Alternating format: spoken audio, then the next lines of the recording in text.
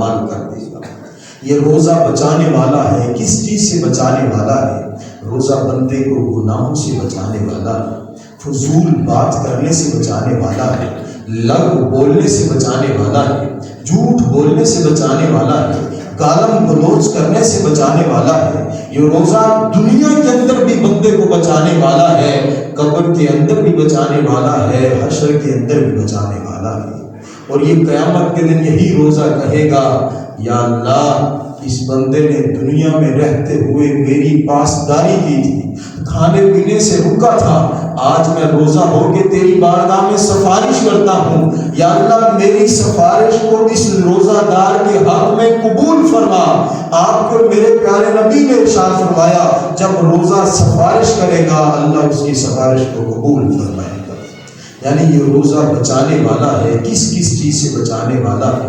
یہ تو روحانی اور جسمانی دونوں بیماریوں سے بچانے والا ہے۔ جو بندہ روزہ رکھتا ہے وہ اپنے آپ کو حسد سے بچاتا ہے کہ کہیں روزے کا اجر ضائع نہ ہو جائے، وہ اپنے آپ کو کینے سے بچاتا ہے کہیں روزے کا اجر ضائع نہ ہو جائے، اپنے آپ کو بغض سے بچاتا ہے، جھوٹ سے بچاتا ہے، چغلی سے بچاتا ہے، تہمت سے بچاتا ہے، یعنی ہر قسم کی برائی سے اپنے آپ کو بچاتا ہے۔ کیوں؟ یہی سوچتے ہوئے یار صبح کا کھانا چھوڑا ہے، اللہ کا حکم مانا ہے اور شام تک چھوڑے رکھنا ہے، روزہ بھی رکھ لوں اور یہ برائیاں بھی کرتا پھروں، مجھے روزے کا ثواب نہیں ملے گا۔ ثواب تبھی ملے گا جب اللہ اپنے آپ کو ان ساری بیماریوں سے بچائے گا۔ یہی بندے کے ذہن کے اندر ہوتا ہے، اور یہ تھا روحانی چیزیں۔ اور اگر جسمانی کی بات کی جائے تو آؤ، یہ آج کی سائنس بھی کہتی ہے کہ یہ جو روزہ ہے، یہ جو بھوکا رہنا ہے، ہمیں کن کن چیزوں سے بچاتا ہے۔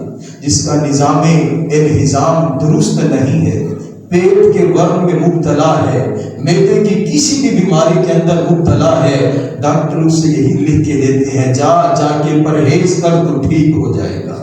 یعنی پتہ چلتا ہے روزہ نظام انہضام کو درست کرنے والا ہے، اور اس کے ساتھ ساتھ جس کی شوگر ہائی رہتی ہے وہ روزہ رکھنا شروع کر دے، اس کی شوگر بھی کنٹرول میں آ جاتی ہے۔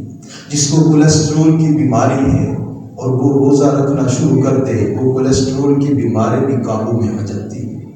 جس سے اور طرح طرح کی بیماری ہیں، جیسے خون جس کا گاڑھا ہو جاتا ہے، اور اس گاڑھے خون کی وجہ سے بندہ دل کے دورے میں مبتلا ہو جاتا ہے۔ جو بندہ روزہ رکھتا ہے، صبح سے لے کے شام تک بھوکا رہتا ہے، اس کا خون پتلا ہوتا ہے اور وہ بندہ دل کے دورے سے بھی محفوظ ہو جاتا ہے۔ اور صرف یہی بات نہیں ختم ہوئی، آپ جس بیماری کو بھی دیکھیں گے، دیکھنے کے بعد آپ کو یہی ملے گا، اس کا علاج اسی میں ہے، اپنے آپ کو بھوکا رکھا جائے، اپنے آپ کو پیاسا رکھا جائے۔ روزہ ذہنی تناؤ ہو تو اسے ختم کر دیتا ہے، جسمانی کھنچاؤ ہو تو اسے ختم کر دیتا ہے۔ طرح طرح کی بندے کے جسم میں بیماریاں ہوں، بندہ روزہ رکھ لے وہ صحت مند ہو جائے گا۔ کیوں ہوگا؟ آپ کو میرے پیارے نبی نے ارشاد فرمایا ہے، سومو تصحو، بڑے سا بڑا ڈاکٹر تمہیں کہے یہ کرو، اس کی بات کا یقین نہیں کرنا، ہمارے نبی کی نبوت والی زبان کو ماننا ہے۔ ہمارے نبی نے فرمایا تم روزہ رکھو، اللہ تمہیں تندرستی عطا فرما دے گا۔ بندے کے جسم کے اوپر اضافی چربی ہو، بندہ روزہ رکھ لے، وہ چربی بھی ختم ہونا شروع ہو جاتی ہے۔ یہ وہ چیزیں ہیں جس کو ہر بندہ سمجھتا ہے۔